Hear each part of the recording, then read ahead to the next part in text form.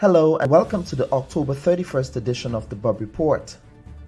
As Grenada continues to roll out COVID vaccine mandates in the private and public sectors, trade union organizations as well as some in civil society are sounding the alarm that these mandates are unconstitutional and are not consistent with the fundamental principle of the rights to work as outlined in Section 26 of the 1999 Employment Act of Grenada. While Grenada has not witnessed mass protest by organized labor owing to these recent vaccine mandate rollouts, these protests have picked up steam in places like New York City, where some municipal workers representing firefighters, sanitation workers, paramedics, and public school teachers are opposing mandatory COVID jabs.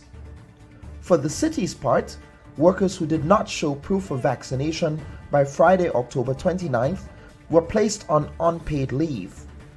Similarly, in Grenada, less than 60 unionized and unvaccinated workers at the St. George's University were given an ultimatum to be vaccinated by October 22nd, a failure of which will result in their termination early next year in January.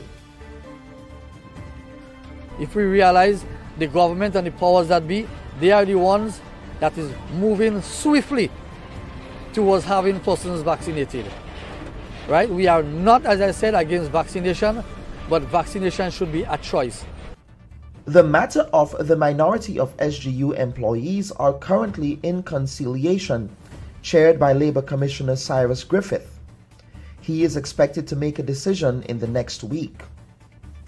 For the part of the private sector, they view the current vaccine mandate as the only productive way forward for reviving the sputtering Grenadian economy. In a parliamentary sitting in July of this year, Senator Christy Alley, a guest on this week's program, expressed concern about the slow uptake in COVID vaccines in Grenada and was adamant that the private sector would be holding firm to the issue of having a cadre of fully vaccinated workers.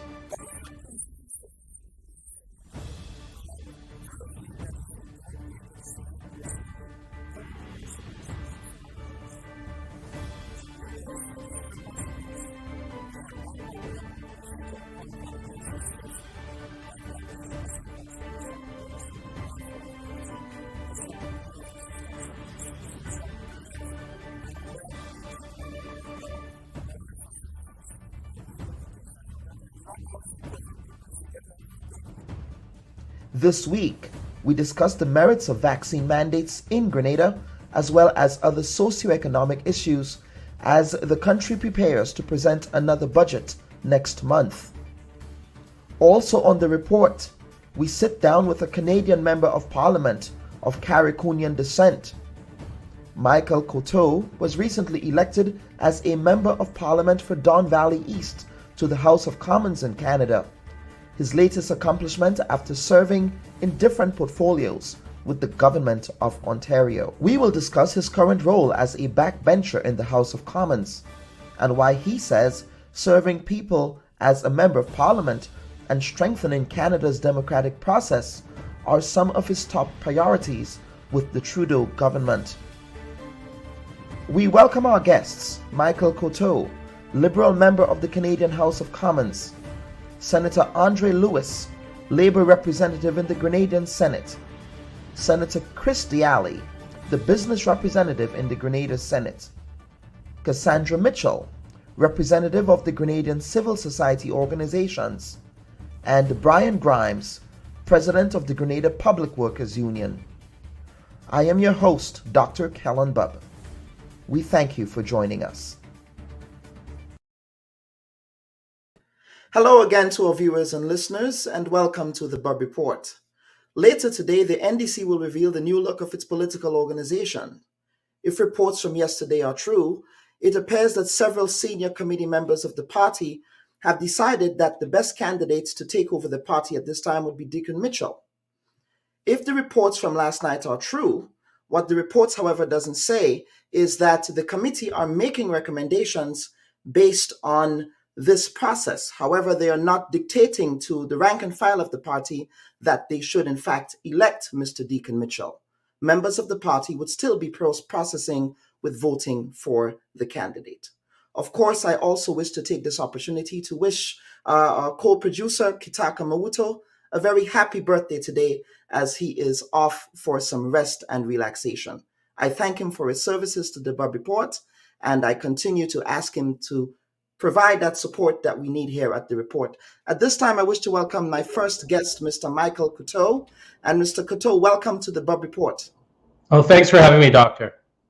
Absolutely. Mr. Coteau, one of the reasons why I decided to invite you to the program this week is because we got a sense that you are a parliamentarian in Canada of Carriacouian descent. So can you tell us, if you will, about your roots from Carriacou? Oh, thank you so much. And again, thank you for having me here today. My father is from Grenada, from Carriacou, and he left Carriacou when he was a young man in his late teens and went to the UK, and then eventually made his way to Toronto, Canada. We're from Hillsborough, and my grandfather still has his land is there, and my aunt lives there, so I get to go back every couple of years. So we still have a big presence there as a family, and it's just a wonderful place to call home and to be able to go back to and learn about the history and, of course, the family roots. Now, Mr. Coteau, you've joined a list of two other Canadians of Grenadian descent to sit in the House of Commons and to serve in the House of Commons in Canada. That is Jean Augustin, the Honourable Jean Augustin, the first Black member of the Canadian House of Commons, as well as Selena Caesar Chavans, another person of color from Pomrose in Grenada. What are you bringing to the table that these ladies have also brought to the table to elective politics in Canada? The story of people from the African diaspora is a story of struggle, challenges, but also success and celebration. I think bringing that narrative into the House of Commons is always something that's valuable for all Canadians, regardless of where they're from. But also, I think growing up in the city in Toronto, I immigrated from England when I was about 4 years old. But growing up in the city and growing up in a neighborhood that was economically challenged, there's lots of youth violence, and then having the opportunity to go off to university and to learn and get involved in politics, I think bringing that alternative voice into the House of Commons is going to be valuable. But most importantly, it's making sure that constituents, people that live in my community, have a voice in the House of Commons because, as you know, government could be complex, complicated, and sometimes very cold. And having a place where they can come and look for solutions and have someone advocate for them is always an important thing. Now, let us go back, if you will. So you actually immigrated to Canada when you were 4 years old with your parents, who's from Carriacou. Your mom is from the United Kingdom. Take us back, Yeah. if you will, to your father's immigrant journey to the United Kingdom that then took him over to Canada.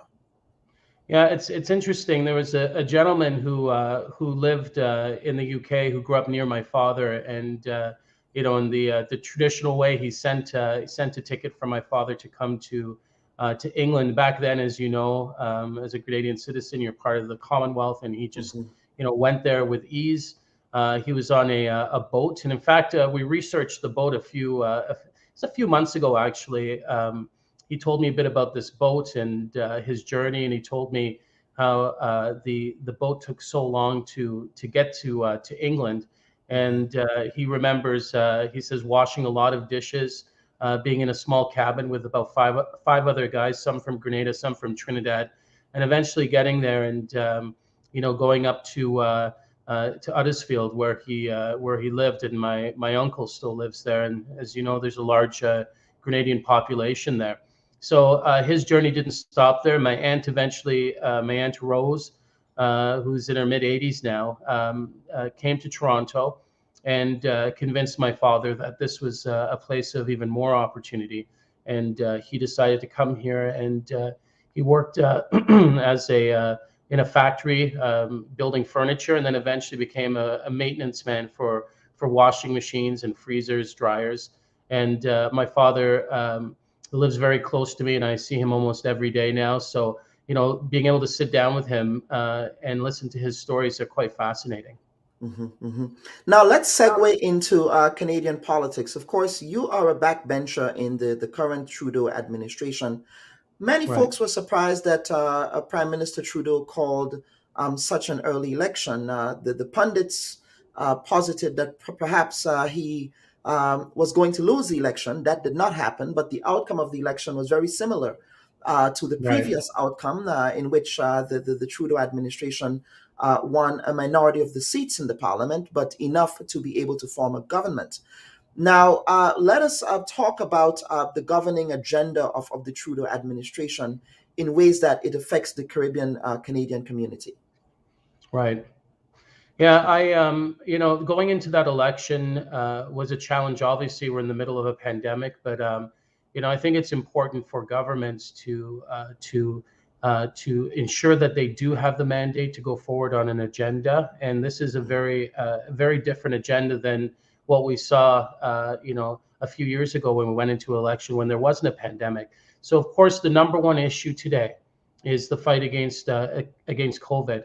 The government came in and they campaigned on mandatory vaccination for anyone who wanted to access public transportation, for flights, trains, etc. Also, renewing supports for the provinces. As you may know, the relationship between the federal government and the provincial government is pretty unique. The federal government's almost like a transfer agency, and the province is the one that has control of certain taxations, healthcare, education. So the federal government has no jurisdiction in that area. So getting the mandate to go forward and to sweater specific money that goes to fight COVID was something of a priority. But we also know, like when we're talking about the Canadian economy, there's a challenge, like most places in the world, with increased inflation. In a city like mine, and of course a city like yours in New York, you'll find that the a home is completely out of reach for the majority of people. In Toronto now, a house that would cost you 300,000, 12, 13 years ago, is worth 1.2 million. So it's just drastically increased. So affordability has become a huge issue. Healthcare, the economy, and of course the environment. And this is again a renewed mandate by the people of this country to go forward with a very aggressive agenda when it comes to the environment. And I would say that all of these issues, from healthcare to the economy and affordability and the environment, impact all people and impact people of Caribbean descent. Mm-hmm. You mentioned housing. Housing is a serious concern in urban communities across the United States. And of course, it's affecting the Caribbean immigrant community as well. I mean, rental prices in Canada are runaway. In New York, it's the same thing. In Washington, Right. D.C., it's the same thing. How do we mitigate against these runaway housing rental prices when the market is what essentially determines the cost of housing? Yeah, and it's interesting because sometimes people will get into a debate, and I always ask them to take a step back to really think about what type of economy, what type of country we have. In America and Canada, the UK, it's a capitalist society where markets do control many things. Having said that, though, I think there's a role for government when it comes to affordable housing and making it more in reach for the average Canadian. And some of those ways are looking at alternative home developments. So, we've seen a lot of prefabricated homes. We've seen tiny homes. We've seen secondary homes that are built on top of existing homes, or laneway homes in between specific rows of homes. So there's alternative models, but there's also tax incentives that can be put in place when you start to, for first-time buyers, for example. We have a system where they can use any of their retirement savings as a down payment. There's tax relief that can be applied because there are land transfer taxes. The expansion into new communities that are not desirable today because of transportation, looking for ways to build light rail and ways that they can access the city, but yet still get out to different jurisdictions, because Canada is a huge place. So I think there's a lot of different specific initiatives government can embrace and make it more affordable for the people of Ontario. There are some specific pieces within our mandate that are unique, that will allow people to pay a certain amount and then eventually be able to own the home. It's almost like rent to own. So there's some pretty unique things, but again, make no mistake, the housing market is a for-profit system, and we just need to look for ways to either put incentives in or look for ways to have projects where it removes, the profit from the build, and support, organizations like Habitat for Humanity and others, cooperatives, things like that remove the profit from housing development. I have Margaret Sylvester, I'm sorry, someone from Quebec is saying, congratulations, Mr. Coteau, listening in from Montreal. I Oh, suspect that's someone who's familiar with you. I don't know if you know that person, but merci. Thank you so much. I yes. appreciate that. As you may know, Dr. Bubb, there's a huge diaspora of Caribbean people in Montreal, and it's nice that people are tuning in from all over the world. So Mhm. thank you, Margaret. Mhm. Now, Mr. Coteau, I have two final questions. The first one is your current role as a backbencher. Of course, Canada is part of the Westminster system of democracy. And so, would you say that your role as a backbencher has any weight to it? I mean, in an article, I was reading an article last night from one of the local newspapers in Toronto, and it was said that that is sort of a preference that you had. Can you really unpack why you feel it's more important to serve as a backbencher as opposed to a cabinet role. In fact, you also Right. served as the Minister of Immigration, of Citizenship and Immigration for the province of Ontario. But at the federal level, you're just a backbencher. Can you unpack that, Yeah. please? So the I don't know which article you're making reference to, but I think my point was that I've been able to serve 6 years in cabinet in the government of Ontario, which is a very large government. It's larger than most countries in the world. Its budget's about $270 billion. It's responsible for education, healthcare, taxation, and many other elements, the corrections facilities. It's a huge system, and serving in cabinet for 6 years, I've been able to. I was the person responsible for the Pan Am Games, responsible for children and youth, community social services, anti-racism directorate, citizenship and immigration, and tourism, culture, and sports. So these were pretty heavy files. Going into Ottawa, I always think that it's into a new forum. It's important to understand the lay of the land. It's important to get your feet wet, to really understand the nuances and dynamics of a new forum like that. So I think it's important to go in and learn before you can lead. Make no mistake, if the Prime Minister asked me to serve in cabinet, I would stand ready to serve. But I also think it's very important for people to go in and really understand the situation and understand the system prior to taking a position to just lead like that. I believe all the cabinet members who came forward under Mr. Trudeau's new government, his cabinet, have experience at the federal level. I'll just finish by saying this: when I finished off at the legislature and cabinet, when we were in government, the Liberal Party provincially, I had three ministries I was responsible for. It's a very demanding job, and I like the work, but it took a lot of time to lead up to that position. I served as a backbencher in government before, and I got to learn a lot there. So I'm just looking forward to learning. Next Friday, I actually get sworn in, so I'm not even actually sworn in as a member of Parliament yet. So one step at a time. One step at a time. You've not been sworn in yet. What has taken No. so long? Is it because of the When pandemic you have conditions? 338 members, it's complex, right? There's a lot of members in the House of Commons. Cabinet has to be sworn in, then parliamentary secretaries get put in place, and throughout, especially because of the pandemic, even the policy on who you can bring to the swearing-in ceremony. Before it was just your family. Now Yeah. it's limited to a certain amount of numbers. So there's a lot of complexities at place. Remember, you have people from the Yukon or British Columbia that when they access, the House of Commons, that whole transit can take them, dozen hours plus to get here. So it is a bit complex, but I think most people will be sworn in before the opening of Parliament on November 22nd. And finally, Mr. Coteau, that goes to this week in Glasgow. We have the COP26 summit, the annual climate summit that's been held. Of course, it's been held given the against a backdrop of the climate emergency that the international community is confronting.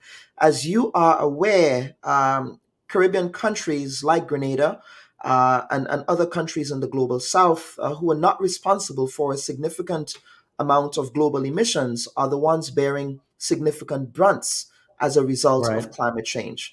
What are you hoping to see come out of COP26 for Caribbean countries, for Caribbean societies? Now, as someone, I've also studied climate justice work as part of my dissertation, and it feels as if these summits come out with no actionable plans. But it does appear that there is a new urgency to address issues of climate change. Your thoughts? Right. I completely agree. Water levels rising, weather patterns changing. It impacts, smaller islands, countries in the Caribbean differently than it would impact America, Canada, the UK. And when you go to a beautiful island like Grenada, you can easily, within 1 minute, figure out that they're not contributing anywhere close to the levels of these major countries that that impact jurisdictions like Grenada. I think there's a few things that need to be resolved. First, I think it's important that countries like the G20 acknowledge that they have a responsibility to mitigate the impact of climate change on these islands. Also, I think locally, smaller countries need to look for ways to become more self-sufficient.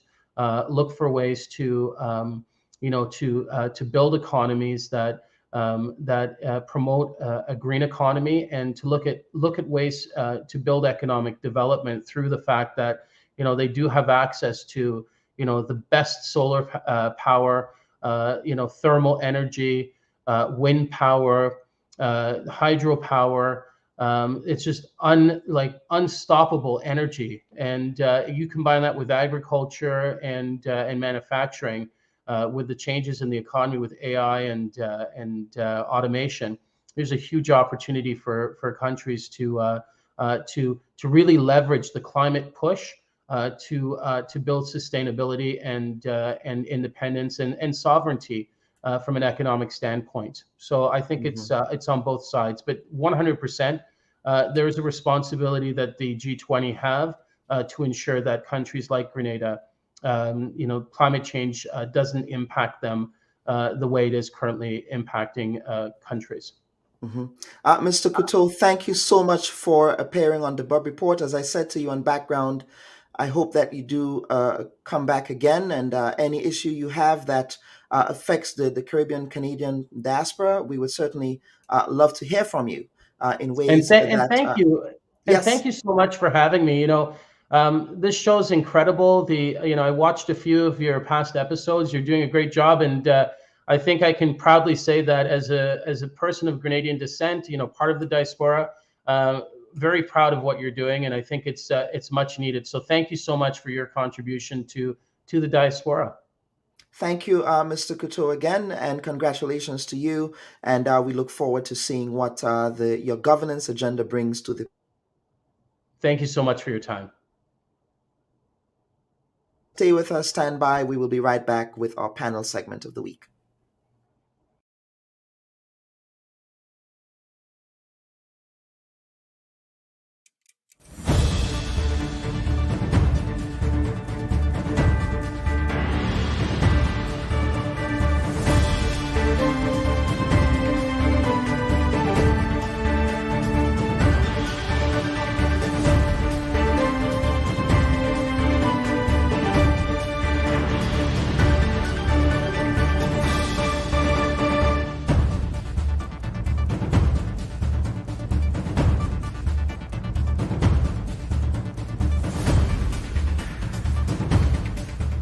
Over the past 2 decades, we've seen vaccine mandates by states.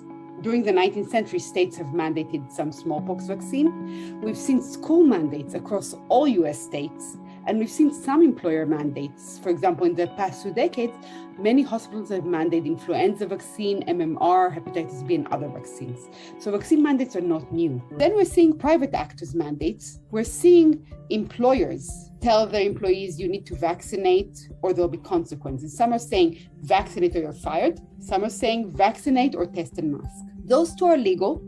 Generally speaking, employers have the authority to set workplace conditions and the duty to keep the workplace safe. Finally, we see private business.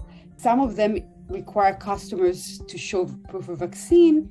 And again, private business have the right to set the terms. Just as a private business can say no shirt, no shoes, no service, they can say no vaccine, no service. There are caveats to all of those.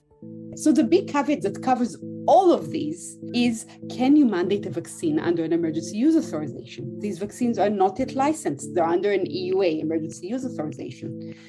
And it's an unanswered legal question yet. It's unanswered because this is the first time we have a vaccine under an EUA for the entire population. But we have growing indications that yes, you can mandate a vaccine under an EUA.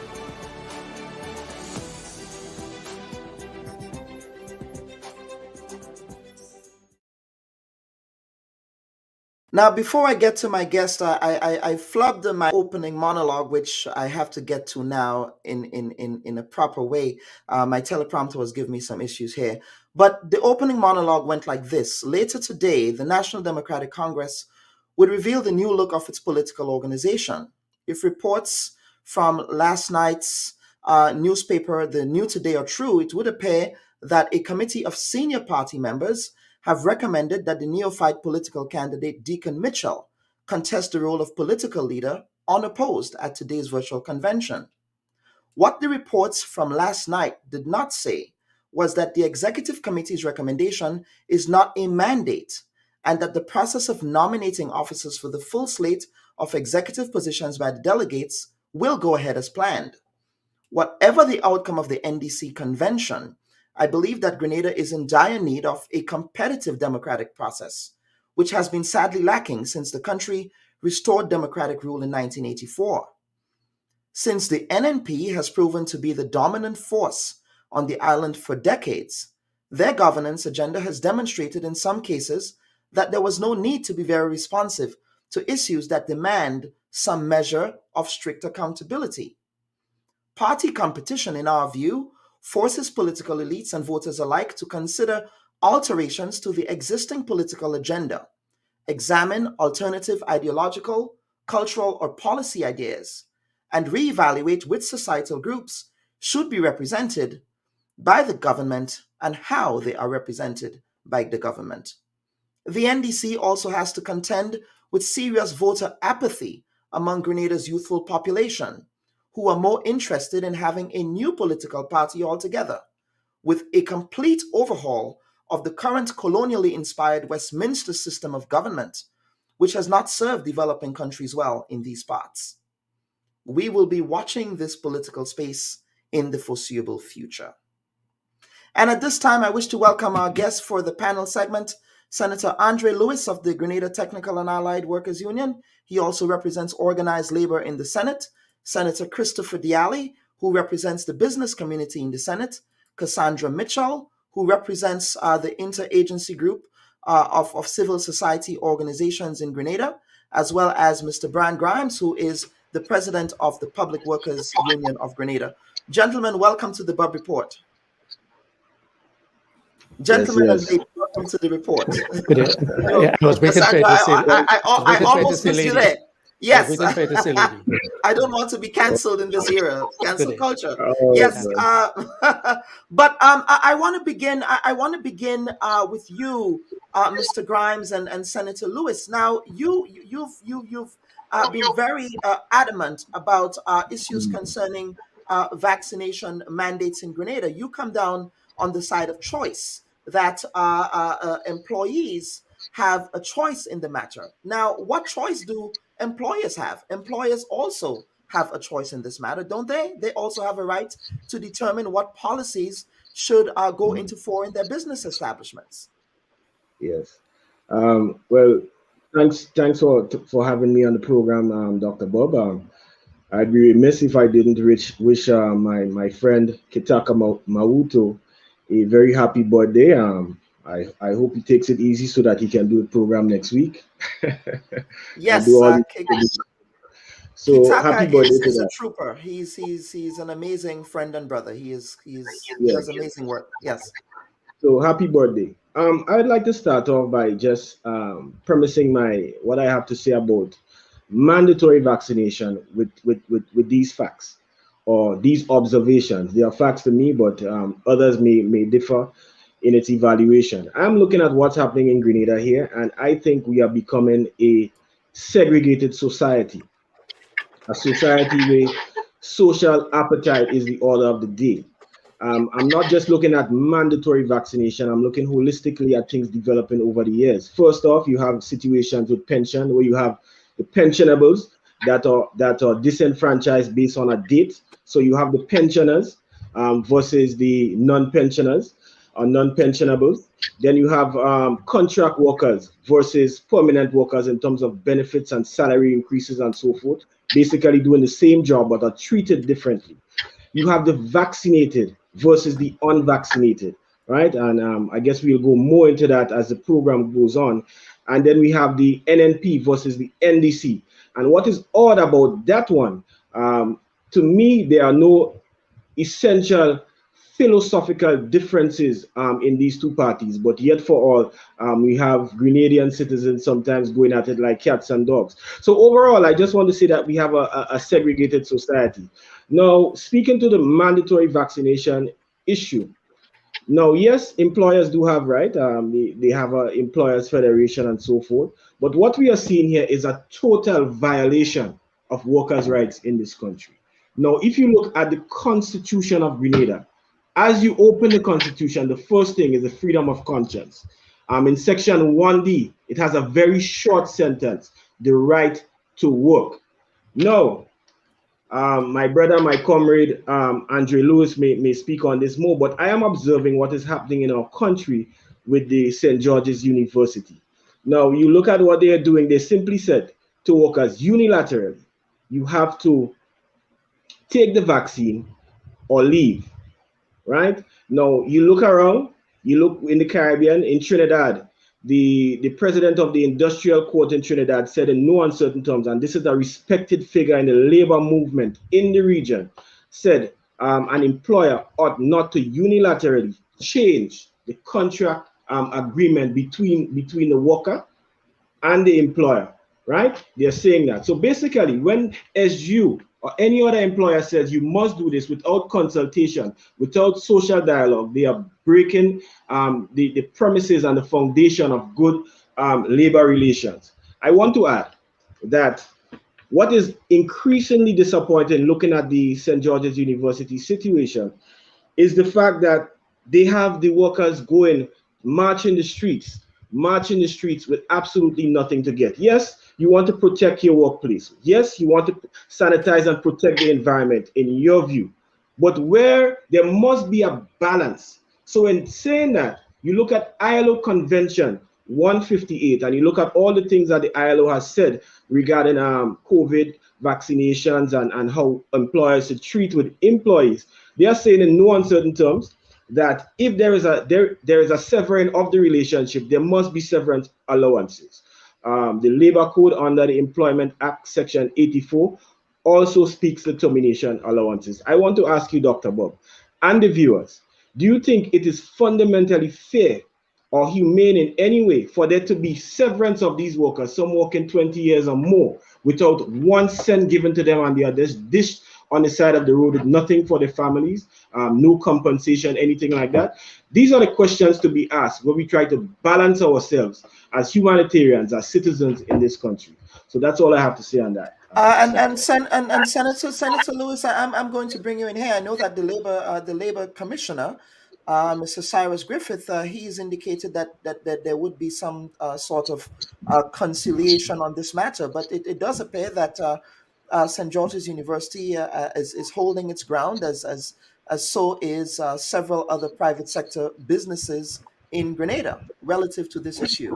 Where then do you go? The university is saying that they're hoping that if the workers don't comply, again, a minority of the workers, by the way, that should be noted, but if they don't comply, they have until January, and then the university would make a decision to terminate these workers. Where are we now?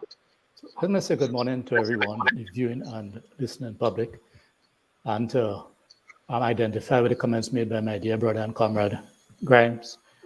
But because you asked specifically about SGU, we are at the level of the Labor Commissioner because there is an industrial dispute resolutions process. That matter was heard by the Labor Commissioner on the 20th of October, and he has undertaken to give his recommendation within a 2-week period.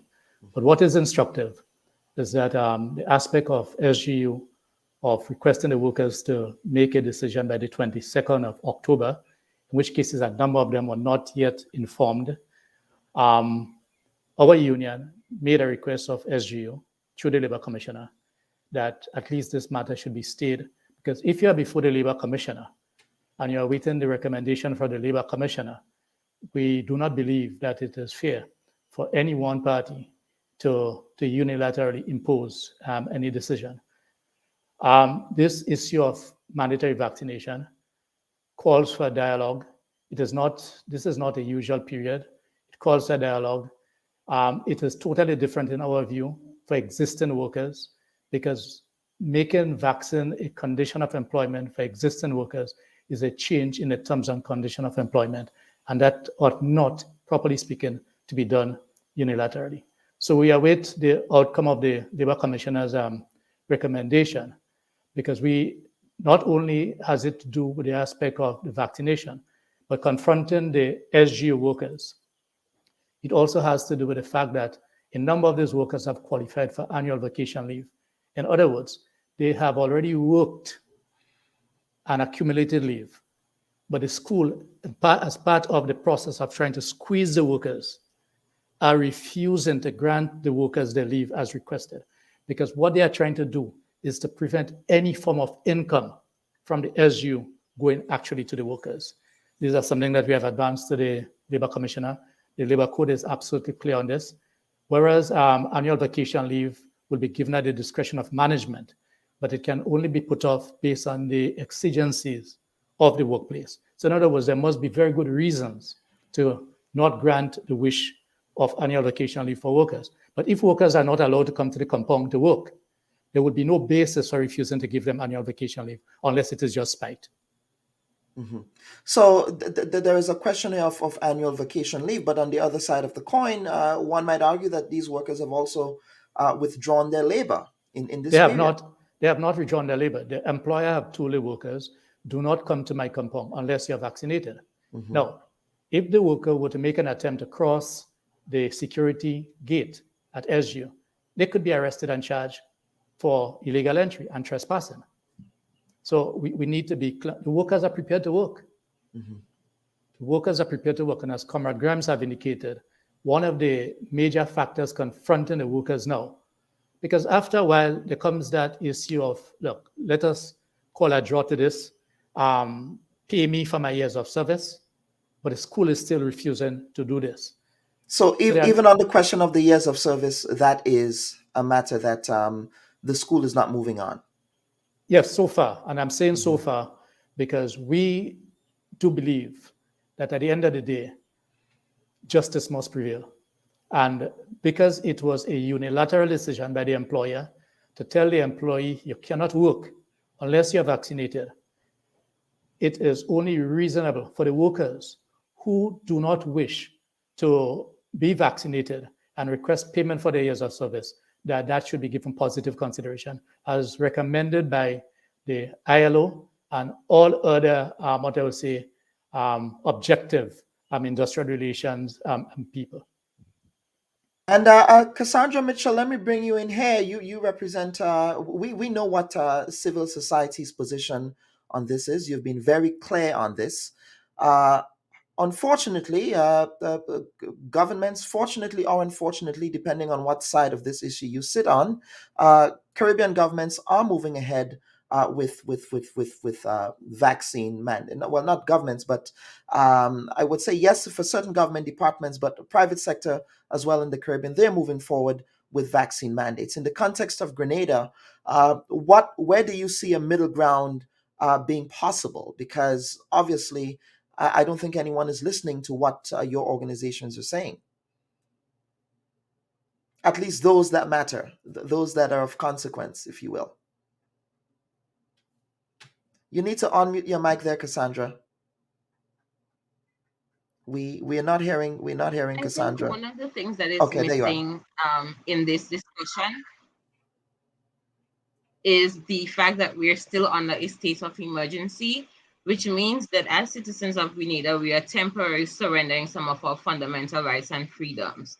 Mr. Grimes mentioned the right to work. I think for us, one of the things that bothers us is that our government is not taking a stance on the mandatory vaccination issue. We elected our officials, they took an oath of office, part of which we says to honor and uphold the Constitution of Grenada. The Constitution was written on the basic fundamental principles of the protection of rights and freedoms in Grenada. And that is one of the responsibilities of our elected officials. So from our perspective, where we're sitting in civil society, government needs to take a stand. Either you're mandating the vaccine or you're not. It's interesting to know that Section 14 of the Constitution says nothing contained in or done under the authority of any law. I've heard, and we have heard, our elected officials and members from the health team speak about derogation of rights in the interest of public health. And we understand that rights can be derogated. Interestingly enough, if you look at the Constitution, the only right that does not have derogations is the right to work. One of the things and the questions that we have posed to the legal minds in Grenada, does that mean that the right to work is sacrosanct? We have not received a response. So while all of the other rights outlined in the Constitution in Chapter 1 has scenarios and for derogation, the right to work does not. So maybe something that, and I think Mr. Lewis mentioned it, that our elected officials need to start having discussions with stakeholders about how do we move forward from this pandemic? Do we make vaccines mandatory? And we need to take this discussion to the people. And when we say to the people, to the parliament, because under a state of emergency, these discussions must be held in the public. And we are not seeing that. What we're seeing is our elected officials sitting within a room and making decisions for us, the people, without coming to us, the people. And I think that truly bothers us. And yes, Grimes and Mr. Lewis, they're right in terms of the right to work as outlined in our Constitution. Mandatory vaccines is unconstitutional as it is at the moment. So our government needs to take a stand. Either you make the vaccine mandatory or you're not doing it. Mm-hmm. And I think that is what bothers us from where we're sitting. So you're saying that the government's messaging here is muddled, that they're not very clear. Yes. Okay. And what we're seeing is that our elected officials are abrogating their constitutional responsibilities to the private sector. So they're saying to the private sector, yes, you have a right to protect your business, and we're not arguing that. But what is your responsibility as an elected official? Where do you stand? And I think that is where the problem lies. Mm-hmm. Our viewers and listeners, please remember to share this program. It's a very important discussion that the public needs to hear. So share the live if you can. And let me bring in Senator Diali. Good morning and welcome to the report. You're here with your sparring partner, Mr. Grimes. So welcome back there. Really, could there be a middle ground in this debate, Senator, where you say, okay, well, perhaps you have these conscientious objections to taking the COVID vaccine, perhaps saying to those people who choose not to get vaccinated, well, we will give you the choice of testing, at least to ensure that even though you're not vaccinated, we do have surveillance in the workplace so that if you're tested positive for COVID, we're able to catch that. What about that approach? Good morning to you, Dr. Bubb, and good morning to your listeners and viewers. I think there is room for some degree of middle ground and discussions of it. Some of us in the private sector have offered that, apart from going strictly to mandatory vaccinations. But you're seeing more and more as the science evolves and the pandemic, we understand that this virus is going to be here with us on a more permanent basis. It's not going away. Businesses as well as public services need to make a decision as to how we live with the virus. We do have a solution to it, which is a vaccination. We all know that. And the statistics and the science have shown that a vaccinated person has a better chance of getting seriously ill and probably dying versus those who are not vaccinated. And in Grenada, the statistics are the same. So yes, there is that. And then there is going to be, as this crisis evolves and continues to grow, we need to have, a line needs to be drawn eventually, where public service and private sector are going to have to make decisions as to how they manage the business going forward from a public health and a health and safety issue, because that is also a major concern for us, the environment within which our workers are brought into work and continue to work in. The labor movement has been very, very, very serious about the environment, and if there is breaches to the environment and health and safety, they have the right to withdraw their labor. And that and various other situations. So it is not a a simple thing. It is complex, and the legal decisions and the legal way forward on this is going to be something that's going to be discussed. We have various opinions for and against what is mandatory vaccination. I agree with Ms. Mitchell that the government needs to be clear on what we are going to do in terms of mandatory versus not. I have always argued that frontline workers, security workers, customs, immigration, and so on need to be mandated to be vaccinated because I think they are critical to the functioning of our society. And the nature of the services of security is even more critical for us to mandate. We've seen it happening in many countries in the world. What we're now seeing evolving is what we call safe zones. And safe zones, as Brother Grimes indicated, is causing more division and segregation in our society because safe zones allow vaccinated people to have certain privileges over unvaccinated based on a health environment argument. And that is something that we could talk about again. The rights, of course, that was discussed with the Constitution, and it's not, as Ms. Mitchell say, the right to work, whether that could be derogated or not, I don't think it can. Everybody has a right to work, but it's under what terms and conditions you have the right to work. And that is where the derogation comes in. If it's a public health issue, your rights could be suspended under the Constitution. And those arguments will continue as we go forward. But there's also the fundamental argument. Where does your right as an individual begin and end to impose some other right on somebody else? And whether you're crossing the line based on your decision, one way or the other, with your right. And those are things as the society now has to grapple with and understand.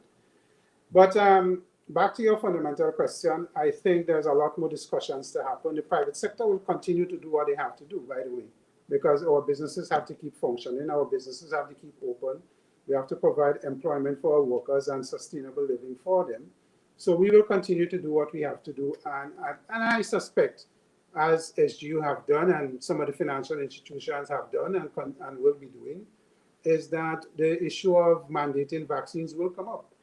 I certainly don't agree that you should not pay somebody for their years of service.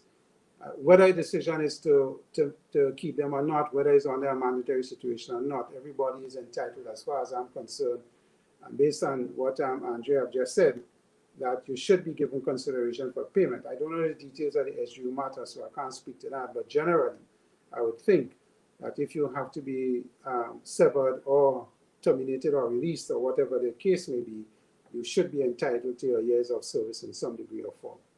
So, gentlemen, we seem to be getting to a sort of a middle ground here. Why can't that approach be translated into a lot of the internecine disputes that we see now? It can be. I mean, it's a lot of us in my company, for example, and my group, we have not gone to the case of mandatory vaccination. We have continued to have discussions with staff and continue to educate and find what their reasons for not wanting to be vaccinated. We continue to work with them from a discussion point of view. However, we have tightened the PPE and the procedures around unvaccinated versus vaccinated. So, for example, an unvaccinated member of staff will have to double mask and wear a visor versus somebody who is vaccinated. So you will see these things continuing to evolve in the business community. And I do dare say that it will get to a point where that decision will have to be made with vaccinated versus unvaccinated. I see that as a thing coming out down the line because businesses cannot continue with the risk. And you know, in business it's about mitigating risk and seeing how best we can keep that at a minimum. So as we move forward, I think the HS and S&E risk factors will have to be discussed in greater detail and to find ways to mitigate it. Senator Lewis, and then Mr. Thank you very much. And as Chris has been indicated, let me say that the case of Chris, his workplace is represented by our union, the Technical and Allied Workers Union. And we do engage in discussions as to how do we mitigate and have accepted that the increased enforcement of health and safety in terms of the PPE are welcome. Now, Chris have indicated, and that is what we have been advocating from day one, the aspect of dialogue. the aspect of dialogue, there's the aspect of working from at home in terms of virtual work, there's the aspect of testing, and the adherence to the use of the PPEs. This will not be resolved right now, and in the interest of the workers and the employers and the country as a whole, it is important for us to find common ground. Because I'll give an example. What happens at a workplace that insists that they are instituting mandatory vaccination, and the public is allowed to go there because they're dependent on the public, and a boycott is called by the public or by the unions or by the interest groups of that business? Because there are different ways of handling these issues. No, there are different shots for different circumstances. And at some stage, if we are not careful, in Grenada, we are going to arrive at that place where there will be that level of dispute that will not be in the interest of us as a people, but it will be in the interest of maintaining what we call the principle of the rights of individuals and organizations to have things done in a mutual discussion manner than unilaterally being done. Right? So I echo Chris's comment. As a matter of fact, it is something I'm aware that we have spoken to Chris about. And I'm seeing this at the point of view of Tau and Chris, but also Senator Diali as the private sector representative, for the need for us to be engaged in more dialogue and the role of the government, rather than be hiding behind SR and O's and trying to pass that book onto the private sector, by the Prime Minister declaring that he will not institute mandatory vaccination, but he supports the right of the business places to enforce mandatory vaccination. That's speaking on both sides of it. Are you suggesting that the Prime Minister is playing footsie with this issue? I would ask you to answer that, and Mr. Grimes. No, I could answer that more than footsie.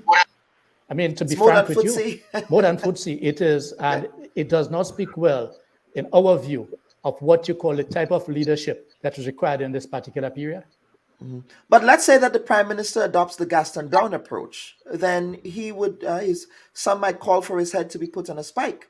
Well, he live with the consequences. In other words, we are not calling for the government to make it mandatory. We are calling for further education, further engagement. And because this matter will be with us for a while, time will allow us in a very more organized and disciplined way to engage workers and employers to find that reasonable solutions, as we have done over the many years. As a resilient people, we have come out through crises, we have come out through chaos, and we have come out in an organized and unified way. And we are confident that this could be done now, rather than just trying to squeeze workers into the ground. Mr. Grimes? Yes, I would like to echo the sentiment here of my colleague, Comrade Lewis. Regarding the Prime Minister, I mean, I think he can rival Michael Jackson as a dancer, to be honest. But he is a good dancer as well. I mean, yes, but he has subsequently improved. He has been dancing on this particular issue. I can say in no uncertain terms, and I will venture to say that if mandatory vaccination becomes the order of the day in this country, it will have political repercussions. There's no if, but, or maybe about it, simply because the vast majority of people in this country are against mandatory vaccination, and they are the electorate of this country. Dr. Bubb, even people who are vaccinated, there are many who are against mandatory vaccination, because the dignity of labor, the dignity of the human being must be maintained, and they have to be able to decide what goes into their bodies, his or her body. Now, I would like to take the opportunity on this program to dash the constitutional arguments of some to the ground that mandatory vaccination is to protect others. Science has stated, not Brian Grimes, that someone who is vaccinated can contract the virus, can transmit the virus. So in essence, common sense and logic details and explains that one taking the virus, it's important for one's own protection to prevent you from getting severely ill and so forth. But the argument, constitutional or otherwise, that it prevents you from harming somebody else, it falls flat. So with that there, I think a lot has been lost on those who are for mandatory vaccination, and they should really relook their position on it. Now, I am extremely concerned as a trade unionist in the potential for what I would call corporate domination in this country. Corporate domination in this country. We are seeing, based on what is happening, and I go back to the SGU issue, that we have an organization that's basically stripping the rights of our citizens, embarrassing them, and causing them to, lose their constitutional rights of their right to work. In the face of it, as you heard my comrade spoke about, they are literally saying, we are not even going, let me finish, we are not even going to give you the opportunity for the holidays not taken, pay you for that. So this is about a battle for a lose-win rather than a win-win situation. And I think the government of Grenada must step in as a responsible government. If they truly care about the people, step in and say, listen, SGU, you are our partner, you are important to the economy of this country, but you must treat our citizens better than this. But is the right to work an absolute right? I'm going to bring back the full panel here. The notion that you are, of course, you have a right to work, but an employer does not necessarily have an absolute right to hire you as well. What say you, Mr. Lewis and Senator Diali? And Cassandra, the whole panel. I want to hear your views on that. Yes. You have a right to work under the Constitution, but I don't have to employ you based on your right to work. And if I am deciding to employ you, you have your terms and conditions to come to work by me, whether or not you're under a collective agreement or not. I will set the terms of employment as the employer, and whether or not you want to accept it or not, that is your right as well, and you could refuse. But that doesn't take away your right to work. You have a right to work anyway and to do any kind of work once it's a legal form of work that you want to do. Some will argue the illegal form is the right to work as well, but you have a right to work. But it's under what terms and conditions, as I stated before, and whether or not, as an employer, I am willing to take you based on, and you are willing to accept, because it's contractual. Whether it's under a CLA or not, it's a contractual arrangement. I am going to offer, and you have to accept. And if there's an offer and acceptance, the contract is in place, and we set the terms and conditions of the contract. Cassandra? Yes. I think there is some confusion in the interpretation of that section of the Constitution. The right to work doesn't mean that as a Grenadian you walk into a business place and you say to the employer, well, the Constitution says I have a right to work, so you have a right to employ me. In the cases that we are looking at, the scenarios, you would have passed certain or met certain criteria to get the job in the first place. What we are seeing is that employers are now putting in, right in the middle of a contract, terms and conditions that you would not have initially accepted. So that is where the whole issue of our interpretation of the right to work come in. It doesn't mean that you walk into a business place and say, well, I have a right to work, so I want a job. I don't think that's what the Constitution means. But if you're already employed by an employer, then you have a right to work. Our elected officials have a right to protect that right to work. I'm listening to Mr. Lewis and Mr. Grimes and about the whole SGU and other private sector companies infringing on fundamental rights. One of the questions that the civil society have been asking is, where is the law making mandatory vaccination? Where is the law? Because you can only a law can infringe on fundamental rights and freedom. So Senator Lewis was right. What we're seeing is that our government is hiding behind SROs. But it's only a law that can infringe on your fundamental rights, not a regulation. And if our government is saying that we are not passing laws, then under what laws governs the decisions of the private sector companies who are saying to their employers, you know what, you have to take the vaccine or else we're going to fire you? Where is the law that gives them that authority? Okay. All right. Let's hear Senator Lewis. Let's hear from you on that question. So Sister Mitchell have addressed quite a number of it. And just to say that Senator Diali is right, but he has, I wouldn't want to say skillfully, because he is informed enough as to why, in my opinion, he made that distinction when he spoke about if I offer you and you accept.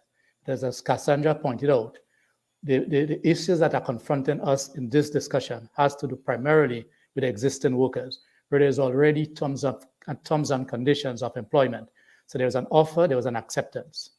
Yes. So the issue now is the unilateral attempt to change the terms and condition of employment. And the labor movement is open to the position which says that for new employees, if an employer say, look, one of my conditions for employment is that you have to be vaccinated, it's similar to saying that you need to have 5 GCE O levels and 3 years of experience and a driving license at the level of a T class.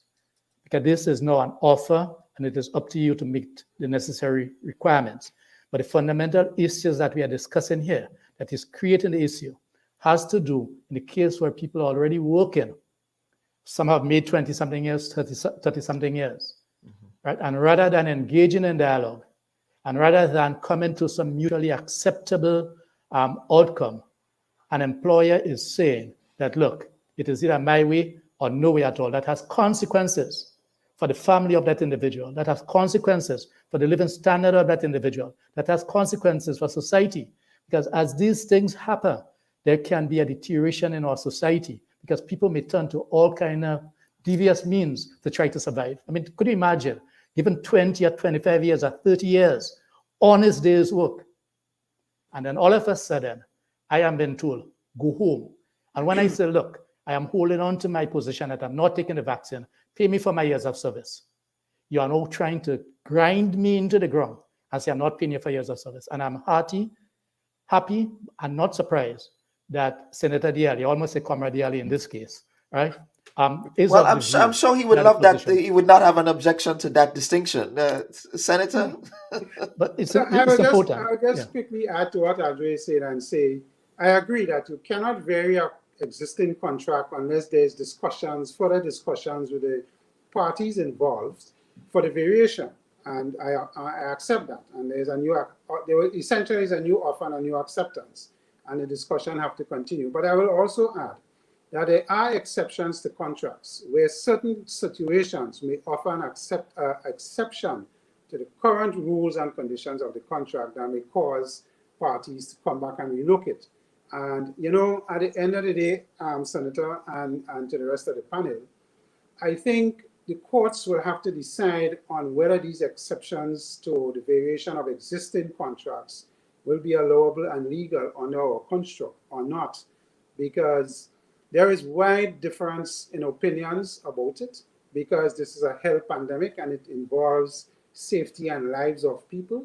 And there are some who believe that I know the president of the industrial court in Trinidad gave her opinion on what she thinks on variation of current contracts under collective agreements or not, and how it can be varied or not varied. And the discussion needs to continue. And I heard her opinion and read it as well. But there are people who have differed with her opinion and believe that there are exceptions that will allow a court to say, based on the aspect of reasonableness, based on the aspect of, you know, the public health, whether there's a major public risk involved, that you can get variations to these contracts. So at the end of the day, Dr. Bubb, I think some of these things will make it to our various high courts and they will be tested and opinions will give us the way forward. Again, this is a new situation for us in the world and in the Caribbean. And there's various opinions one way or the other, and it would have to be tested and we will have to see what comes out. Mm-hmm. And let us get to some viewer comments here. Richard St. Bernard is saying in Toronto, some sectors are placing unvaccinated employees on unpaid leave, and if they choose not to be vaccinated, are terminated. Also, they will not be entitled to unemployment insurance from the government. That is a viewer from Toronto, Canada. We have another viewer from Mr. Julian who's saying the fear is that the temporary surrender may become permanent. If we look globally, governments have used the pandemic to usher in new laws with little or no opposition or debate. Sleight of hand, I suspect, is what he's trying to say, government. Margaret Francis, I think this is a question for Cassandra here, for panelist Cassandra, but isn't that what representative democracy is? elected officials make decisions on behalf of the people who elected them. Cassandra, or is she missing something? What say you? I mean, she's right. Decisions made by elected officials should reflect the needs of the people. But the question Margaret should be asking is, are the decisions that our elected officials making currently, does it reflect the needs of the people? So yeah, she's right. That is what representative democracy is. And again, that's why I continue to emphasize that in a state of emergency, according to our constitution, discussions around the handling of emergencies is supposed to be held in the parliament. And there's a reason why the constitution would have it like that, in that the people are involved and that we know what's going on and that we are a part of the discussion.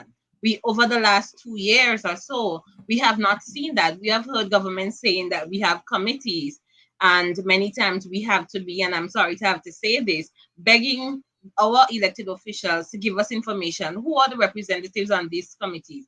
Are these representatives really representing us? And when I say us, looking at a cross-sectorial perspective. And I think that is where the issue lies. And we continue to beg and ask our elected officials for dialogue. And we understand we are not going to solve this overnight, but you need to come to us, the people. And even if it means that you have to have a referendum and change certain aspects or sections of the Constitution to address this issue of a health pandemic, then this is something that the entire populace should be involved with. Mm-hmm. And Mr. Grimes, there's a question here for you, and the question is, if you are against, and I suspect Senator Lewis can answer that as well, if you're against mandatory vaccinations as a mitigation measure, what exactly are you proposing to do as an alternative? What is the worker responsibility to the community and society? All right. Both Senator Lewis and Brother Grimes. Yeah. Well, thanks for that question. I would jump right off the bat and answer that directly. You listen to objective doctors in our country. I'm going to call names. I was listening to Dr. Francis Martin, who's respected in our society, as somebody who's basically an expert, if there is that, on this situation regarding vaccines and so forth, as close as you can be in our community. And what he is saying basically is there is not a one-size-fits-all way to counter this COVID virus. There are multiple ways in terms of doing this. One of the ways, not one of many other ways, including mask wearing. We're talking about sanitizing. We're talking about social distancing, which was very, very helpful to us in the early stages of this pandemic, along with said vaccination. But what I'm concerned about, Dr. Bubb, is that we are in this country, and I say we because I'm a Grenadian, and certain people in authority are pushing the vaccine as a silver bullet, a cure-it-all, a one-size-fits-all. And certainly that is not the case. We have to look also at proportionality. Proportionality. You're going to mandate the vaccine. Why are you mandating the vaccine? If you look at the numbers right now, and I know some may want to talk about waves and things down the road and it's here with us forever, we have to take this into consideration. The recovery rate is 98%. The last reading on the dashboard in our country basically said there was one person tested positive for COVID, and then the numbers in the hospital is down to single digits. But that can also lure the society into a false sense of security. Grenada had very low COVID numbers until August of this year. So yes, the numbers are low. That's a good thing, but we ought not to also drop our guards. Please proceed. Well, thank you for that point. Thank you for that point.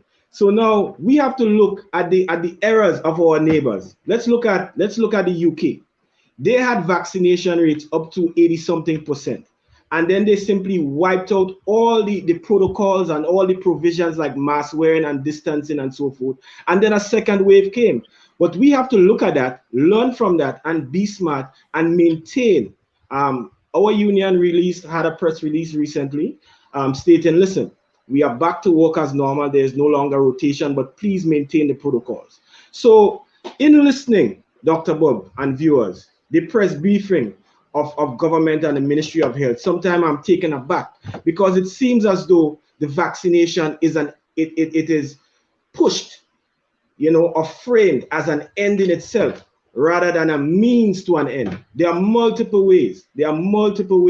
That we can fight against the COVID virus. It's not simply the vaccine. So we have to be very, very, very careful with this in terms of how we are pushing it. So to answer that viewer there are many things that we can do. We can educate, as what the WHO is saying. We can make vaccines accessible, and we can continue to engage in social dialogue. But what we are seeing here in Grenada, it seems as though it's like we are approaching a Third Reich approach, where you just see regulations coming out, no social dialogue with unions, the people affected, the stakeholders, and so forth, and you're just seeing rules. I listened to a presentation by Senator Diali early up in the program. I think it was a clipping. And he was saying that, listen, we have to get to 80% vaccination. And it is good to set the bar high. But is that realistic in our country? The Pan American Health Organization is saying their goal and their aim is to get to 40% overall across the Latin America and the Caribbean and so forth. Basically, what we are seeing here, we will be close to 38% at the end of the year. So we on stream. So with continued education, with continued engagements, I think we are right there. There is absolutely no need for mandatory vaccination in our country. Absolutely no need. Senator Lewis? Yes, let me say that go ahead. We must all admit that this is not normal times, and it is very challenging for everyone. And that is why the exercise that you are doing today, having us here as some of the main actors in society, is important. And we need to continue the dialogue. We need to continue advancing the need to follow the protocols. You must advise to be vaccinated. We must advise to wear the mask. We must advise to follow physical distancing. We must advise to do sanitizing. The distinction that we make is that vaccination should be that choice, but we can still encourage people to be vaccinated. In other words, encouraging people to be vaccinated does not say make it mandatory.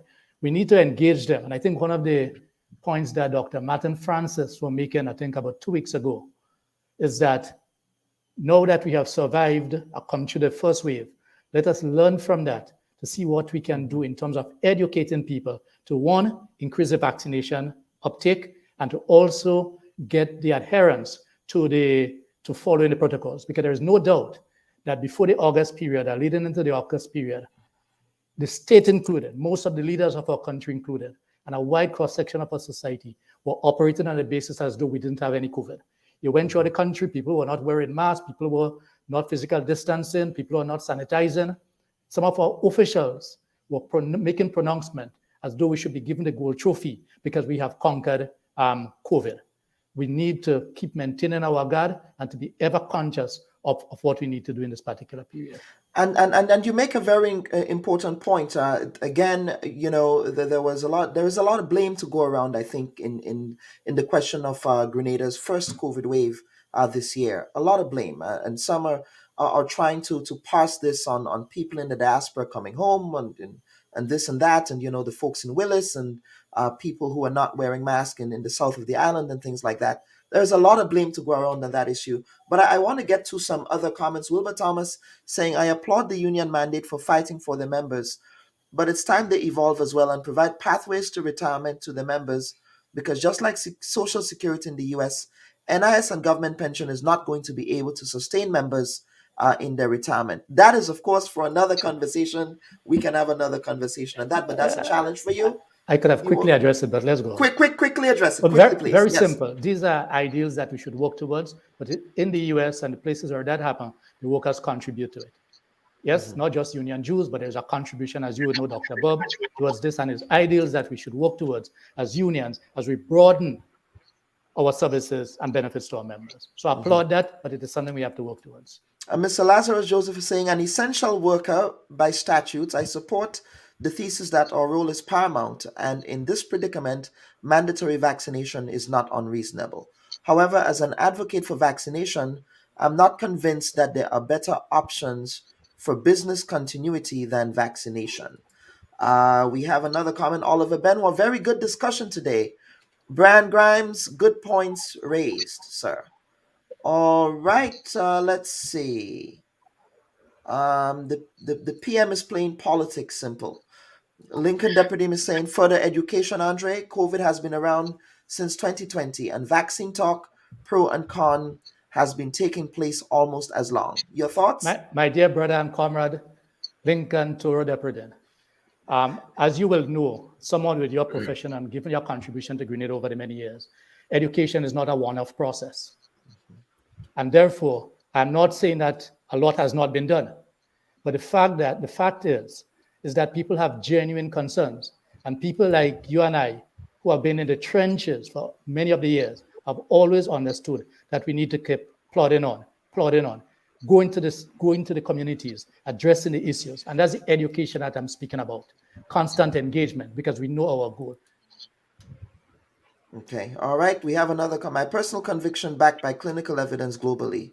198 deaths reported in Grenada, where 95% of those that died were unvaccinated. To your point, Mr. Grimes, Brian says in the absence of legislation, private companies will make their own rules. Senator, is that the case? Is that how it works? I was about to say to my brother Grimes that was the key statistics he left out. The majority of the people who are getting sick now and dying are unvaccinated. And when he cited England of 80-something% vaccinated, England will be quick to tell you that of the third or fourth wave they're going through, the people who are going to ICUs and now causing the issues are unvaccinated, not vaccinated. So we need to make that very clear as well, as I think Mr. Lazarus Joseph or Wilbur Thomas highlighted, that clearly from the science, being vaccinated gives you an advantage being not vaccinated. Now, as I have always said, and I declared very early in this program, that I am pro-mandatory vaccinations for certain class of individuals and sectors. I am pro-mandatory vaccination. For example, Kellan didn't touch on it, but we have a situation with schools and getting face-to-face and going back to schools face-to-face. I am of the view that we have to mandate vaccinations for school children between 12 and 17, as well as the teachers who are to accommodate that. So I believe that is critical, but again, that is my view, that's my personal view. But there are a number of countries now that are heading that way because they believe that that is the way that we have to protect our children. And the fact that, virtual learning is new to all of us, and it is not seeming to work as well as we ought to in terms of how our children are educated holistically versus just on particular aspects of academics. And that is a critical part of their development. So there's a lot of arguments pro and against. I am certainly pro mandatory vaccination in certain aspects of society and certain sectors that I think are critical. And I hold to that view. And I believe the private sectors, my other colleagues have indicated, as Dr. Bubb, you have asked, is that I think we are going to get to a point where that is going to become a mandation of, clearly I can tell you, for any new workers coming into the workforce now, it is going to be a term that is going to be added, that you have to be vaccinated to come into my environment. And I know that is happening and it's going to continue to happen. As Andre indicated, we can't change the terms of the engagement now, and I know a lot of businesses have gone there already. The existing one is where the challenge will be, and we'll see how that evolves. And just as a programming note, you brought up education. We did invite the president of the Grenada Union of Teachers to be part of this panel. He did decline, and we also attempted to invite other members of the union to be represented here. And so no one decided to show up for the program. So I thought that we needed to make that very clear. But now there's another question, Senator Andre Louis, that I had to ask you, and that has to do with religious exemption. In an article in the Now Grenada newspaper, you were proposing that there are exceptions for breastfeeding mothers and people who have religious objections. Now, I want to play a clip from a previous Bubb Report episode in which we were discussing faith and COVID in Grenada, and I want to get you to respond to the question of religious objections that some workers are making in Grenada. Yes. Can a person refuse? Yes. Can a person refuse citing a religious reason for this particular vaccine. From an ingredient standpoint, from what we have learned, the vaccine does not contain any human fetal tissue or matter or pork gelatin or anything that is against what we would consume in Islam. So from an ingredient standpoint, that argument cannot be used that because it has something in it that is I can't put that in the body. From an ingredient standpoint, yeah, I don't believe that there is I don't believe that there is any legislation that say that a person can religiously say we're not going to accept vaccine. I don't think there is any in the books. I don't know of any. So it will not be something that a case can be put forward. That person will have to base that on their religious background. But as it relates to the full gospel, I don't believe we have that. All right, that was Pastor Joachim Philip and Salim Rahman, who represents the Grenada Islamic Foundation. But both Senator Lewis and Mr. Grimes and Chris and Cassandra, I want to get you to respond to what you just heard. Well, as the religious leaders have indicated, they have zeroed in on their religion and what they say is the law. What we are advancing is that as representative of the workers and of people, a number of people have raised with us that they have religious concerns. If provisions are made for that, then they will engage the relevant authorities. Take, for instance, it is accepted that there are exemptions for medical reasons, but someone advancing a medical reason has to be tested, has to go through a committee that examines it. And so it is not just making a request for medical exemption.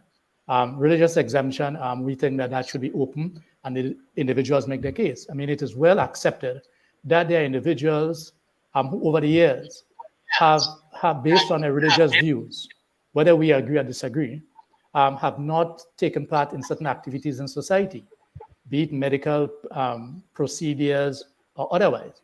And I think, subject to correction here, Dr. Bubb, you can help me out here, is that I think even PM Gaston Brown, in his vaccination mandate, has indicated that he will give consideration, or the country will give consideration for medical exemptions.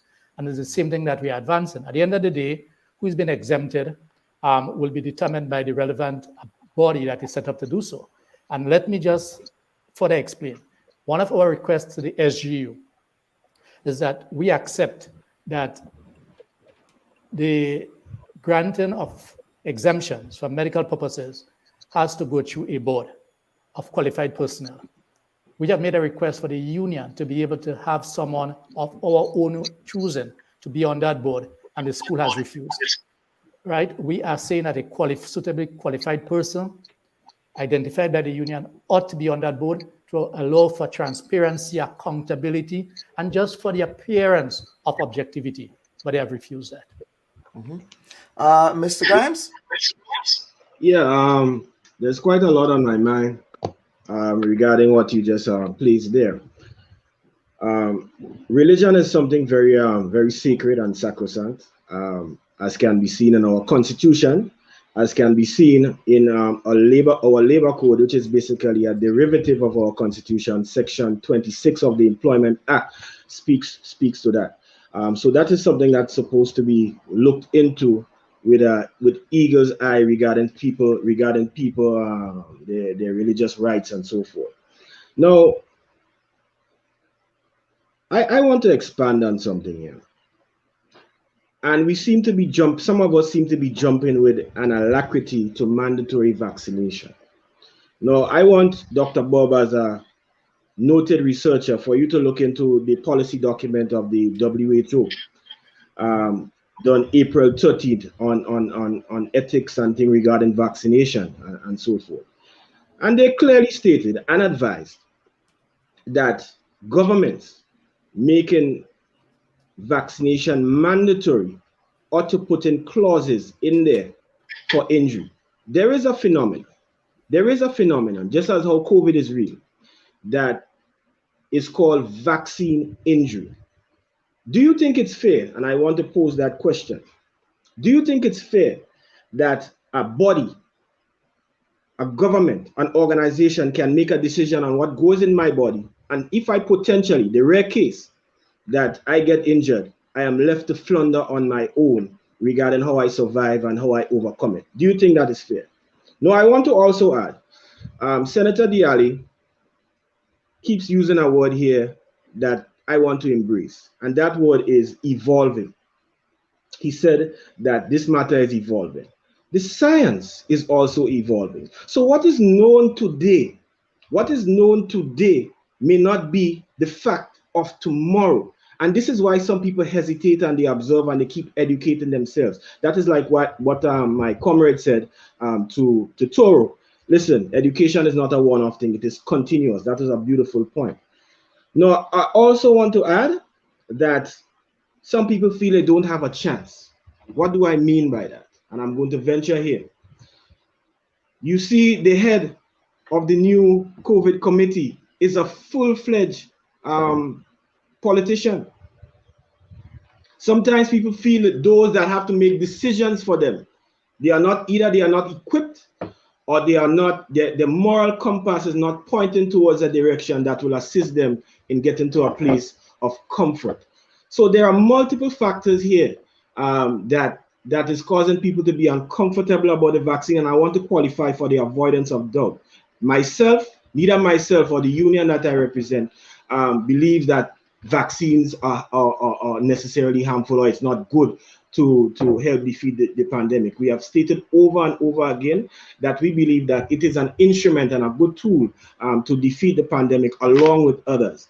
But with that, we are totally against the sweeping and I dare say lazy approach of mandatory vaccination, because it cannot be a one-size-fits-all. Not everybody's body is attuned to the vaccine. Not everybody religiously and conscientiously wants to take the vaccine. So there must be social dialogue in our country. But we will have a secondary battle which will involve chaos, not with the pandemic, but with human rights. So that should be considered. Thank you. Okay, Senator Diali and Cassandra. Yeah. To the question about the religious objection. Yeah, quickly, I will say that I support Salim's view on this. This is not about the spiritual aspect of an individual is quite different to a physiological aspect of an individual. And if, as I said before, no one should be forced to take a vaccine that will physiologically damage them or cause them to have issues. And I just want to correct Mr. Grimes. I didn't say sweeping mandatory. It is, I said focus mandatory on particular sectors. And I believe that it will be a hard argument to make based on your spiritual suasion, one way or the other, that you would not want to take a vaccine that you cannot show in a tangible way. Let's assume it goes to court. How it is that it's going to affect your spirituality. You may or you may not, I don't know. But to me, that would be a harder argument to make based on the physiological one, which is the one based on your medical condition. And you know, in life, we take many things without asking what are the consequences. So for example, I may go to do an operation. I am quite certain that we go under anesthesia. Some of us die because we are allergic to the medication and the anesthesia. We never knew we had an allergy, but we took it on the faith that, you know, we can't do the operation without anesthesia. And that is another argument that people are making and can be made pro and against. And these are things that we need to also be aware of as individuals. That we take many things every day, tablets for pain and this and that. We don't ask whether they are guaranteed to work or not, or what are the implications otherwise for these medications. But somehow in this particular issue with this pandemic and this vaccine, it appears that we have major objections to not taking it and you know, what are the potential implications that we never used to question before. And I'm not against the questioning, I'm just saying that I think a time will come when the situation will change to the point where, you know, it is you're vaccinated or not vaccinated, you will be able to go certain places or do certain things that others would not be able to do, simply because of the risk of getting seriously ill and possibly dying. And Cassandra, let me bring you in here. Same question. Well, what does the Constitution say about I don't know these how we're going religious to argue objections? the whole issue of religious beliefs, because like Brian said, your religious beliefs is secret to you.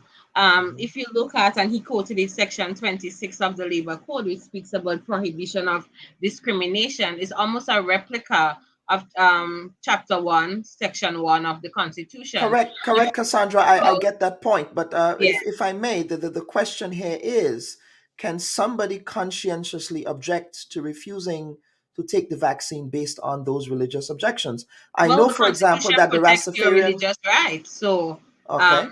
it's going to be an interesting debate moving forward, because everybody's like I said, everybody's religious belief is sacred to them. You know, I may be a Rastafarian and I do not believe in medicine. How do you argue that in front of a Correct. Yes, committee? and that is a point I was making for the Rastafarian community. I know that they generally do not believe in the idea of taking vaccines. So please proceed. Yes. Yes, so it's going to be an interesting debate, and it has to be something that, whether or not you agree with the individual about their religious excuses for not accepting the vaccine, we still have to come to a point where we have to respect each other's, spiritual beliefs, because the Constitution does speak to that. So again, we going right back again to social dialogue and bringing people to the discussion table, so that we can come to some common ground as it relates to the mandatory vaccines here in Grenada moving forward. Okay, folks, we will take a quick break, and we will come back again with this dialogue. We want to continue this conversation, and then we will wrap the program up. Please stand by. So it's not a legal schooling. I know you're sensitive to people schooling you on the law, but I think I can trump you when it comes to the history of Grenada. What you're saying is that this resignation was expected? Would it be fair to say that you abdicated your responsibility by not showing up in Parliament on Friday? We are not aware of the terms of the agreement. But then how can you say the terms are not favorable? You don't know the terms. We love old talk, we love gossip, we love brango, we love all them kind of things in the Caribbean. If I cannot play music, I don't know how I'm going to live. We are borrowing money to pay debt because of corruption, waste, and mismanagement. That they have difficulty with your leadership. Why then are you contesting the presidency?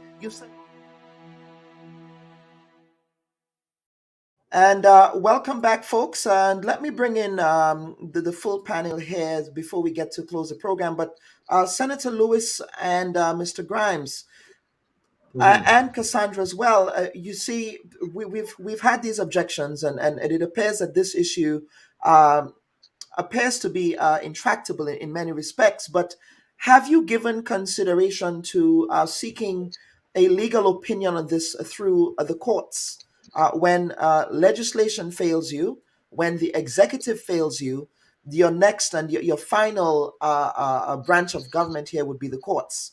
What are your thoughts on taking this matter to the court, not only as Grenada, but as other trade union organizations in the Caribbean region? I will just say something very shortly and let my senior comrade speak to that in a greater fashion. Regarding the courts, Dr. Bubb, maybe I'm just a hopeless optimist. I believe that a matter such as this can be adjudicated through social dialogue, through engagements, through social partnership, and not go to the long drawn-out process of the court. The truth of the matter is, again, I want to reiterate my position as being an optimist. The pandemic, I'm hopeful and I trust that we are on the tail end. This is what I would like to believe. I am not getting relaxed with it or letting down my guard or saying take off masks or doing social distance, but as an optimist, this is what I'm looking at. And based on the numbers that we are seeing, if we continue to do what we are doing, continue to educate, people take vaccines to their liking now, based on their level of comfort, and we continue to social distance, we will, as a country, see the back of this virus. Listen, fear-mongering is not the way to defeat a pandemic. It is through strategy and through cohesion. I looked at a broadcast a few months ago, and one of the health officials was saying, listen, based on what we are seeing here now, in about a month time or less, half the population will be struck down with COVID, and somebody with a weak heart hearing that would have gotten a heart attack or something. Which government official are you talking about, Mr. Grimes? I prefer the evidence is there. The evidence is there. I prefer not to call name, but are you afraid of getting sued by the Minister of Health, Mr. Grimes? Please proceed. The evidence is there. It's on a GBN clipping. I will send it for you in due time. So this is what was pushed out there. But here we are today. Yesterday, the last dashboard reading, we said one COVID positive. So I'm just saying we should be optimistic and not use fear mongering as that key factor in pushing people to do whatever certain interest groups or whatever want. I think we have to dialogue. We have to sit at the table, and I am more than confident if we do that, we will see the back of this pandemic. Andre? Sure. Our union has been engaged as a labor movement in addressing this issue, because this is for organized labor is an industrial relations issue, and there are process and procedures to be followed. Our first test piece has to do with SGU, and we are currently at the level of the Labor Commissioner, and then there's the Minister for Labor. But also, one needs to bear in mind, with all due respect to the legal system, that because one do not have control over time factors, some of these matters can take very, very long. And as Senator Diali and all of us have agreed, this is new. The courts have not yet pronounced on these matters. And experience have shown us that these things can be tied up in court forever. So with the same SGU, we have a matter that took us about 8 to 10 years in the court. In the case of La Source, it took us close to 15 years in the court system, and we had to settle outside of the court. We are confident that through the engagement of the industrial relations process and with the understanding of the individuals and organizations involved, we can resolve this around the table. And that's the expected way to go in terms of the labor code. And that, in our view, is also the preferred way, because let us make no doubt, the pandemic is real. The pandemic has killed people. COVID has killed people in Grenada. And we all have that duty of care and responsibility to find that working mechanism that can be the best form of protection for all of us as we maintain lives and livelihood. Cassandra? While we would love to see the whole issue of mandatory vaccination discussed at a round table, it is important to note that the Constitution does give us access to the courts, especially as relates to the interpretation of certain sections of the Constitution, which over the last almost 2 years we have heard so many discussions about, and many seem to have different interpretation as to how this public health pandemic should be handled. So Section 102, subsection 1 and 2 of the Grenada Constitution gives the directives as to how this should be handled in our judiciary, because at the end of the day, the court will be the final interpreter of the Constitution if there is any confusion as to what that means. And in this case, it means we are talking about the right to work and whether or not individuals can be dismissed. So we do have access to the courts, and I do understand what Senator Lewis is saying in terms of the time. Sometimes cases takes from application to actually a judgment, and that is something that has to be addressed too outside of the public health and our health sector. We have to look at access to justice and how fast, as citizens of Grenada, we get justice in our judiciary. So that's a whole other discussion, but we do have access to the courts in terms of our interpretation of sections of the Constitution if there's any confusion as to how we are going to deal with this health pandemic moving forward. Mm-hmm. And at this time, I wish to invite the rest of the panel to give us some closing comments. I think this was an important discussion. I really wish more people were listening to these discussions. If it was Mawet and Bacchanal and Melee, people would be listening to it. But this dialogue is important, and we will continue to have dialogues of this nature on this platform so that we can move forward as a society, ensuring that we can get to a place that's healthy and happy. So, Brother Brian Grimes, I would start with you for some closing comments, sir. Yes. Well, thank you again for having me on this platform. Like earlier guest stated, it's an incredible platform and you're doing a great job.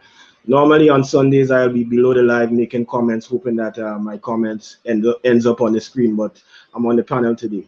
Mm-hmm. So What I have to say is that Grenada pridefully pushes herself as a democracy.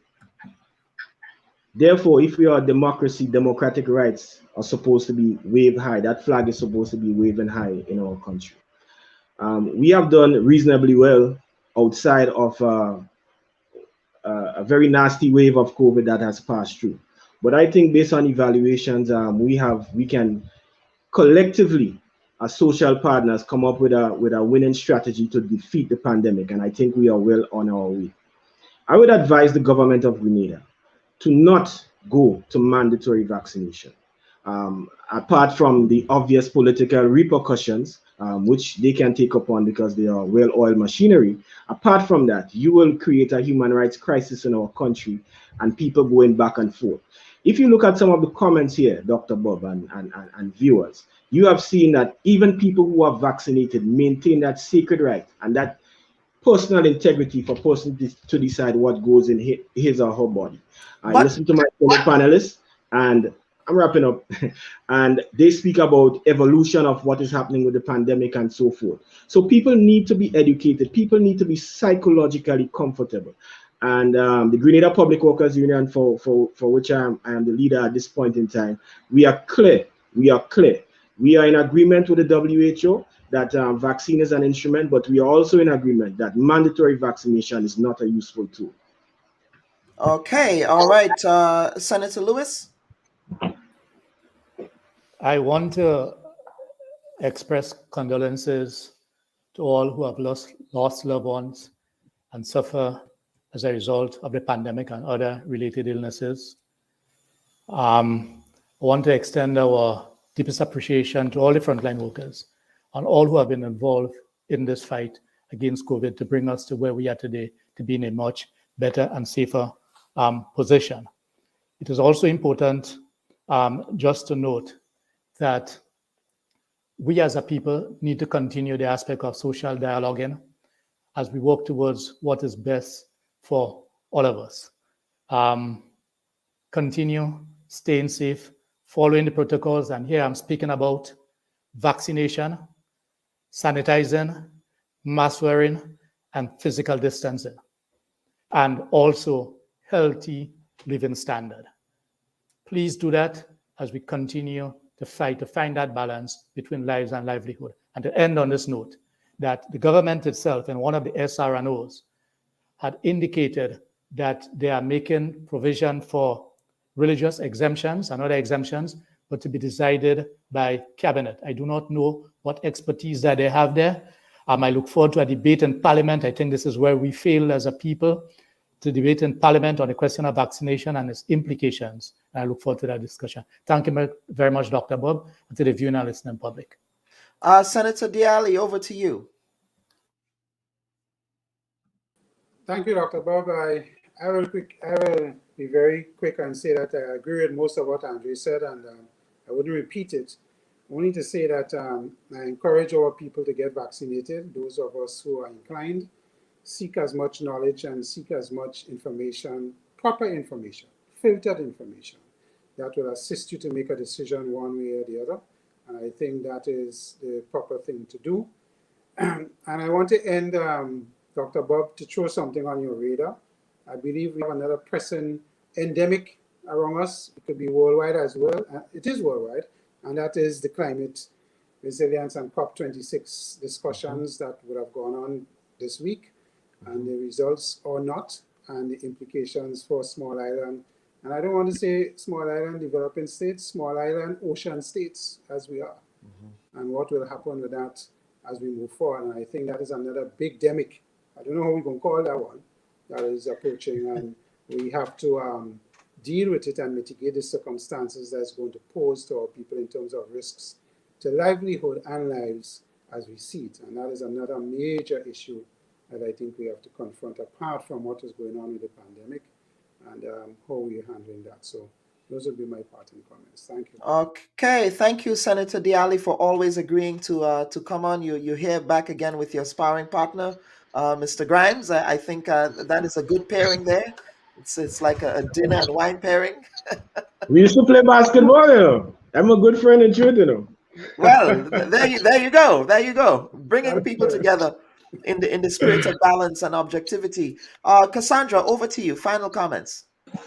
Let me apologize for the noise in the background. I'm getting my yard cut, so let me apologize. I That's all want to right. take this opportunity to call on our elected officials to stop, staying in the middle and keeping the middle ground. We need to know where you stand.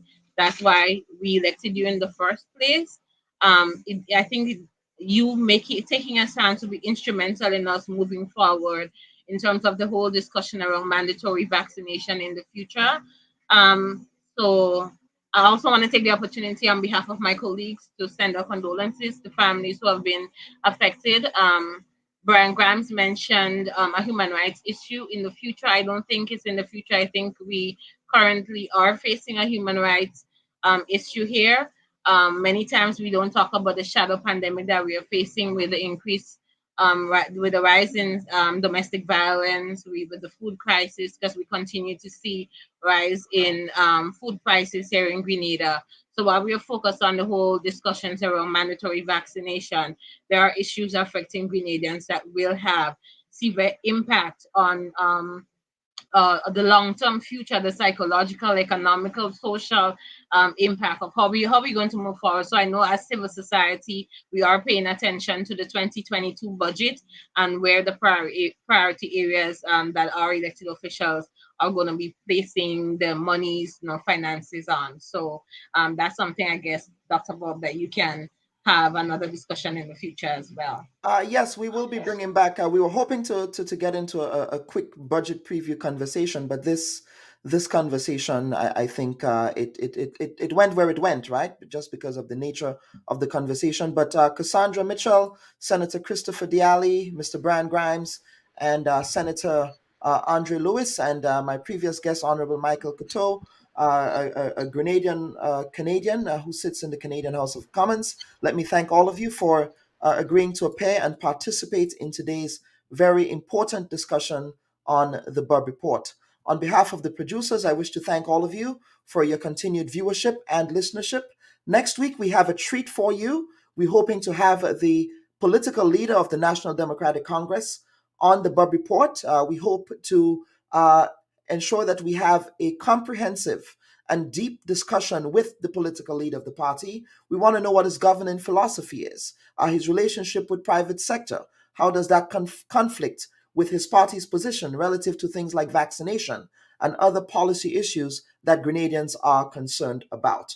Also, next week, we're hoping to have a post-mortem of the NDC convention, as well as the lead up to the NDC convention with some of our regular panelists, in addition to Mr. Kem Jones, who has his ears and eyes glued to the ground in Grenada, as he, of course, will be able to dissect and give us a sense from his perspective about the direction that the NDC should take with its new look executive.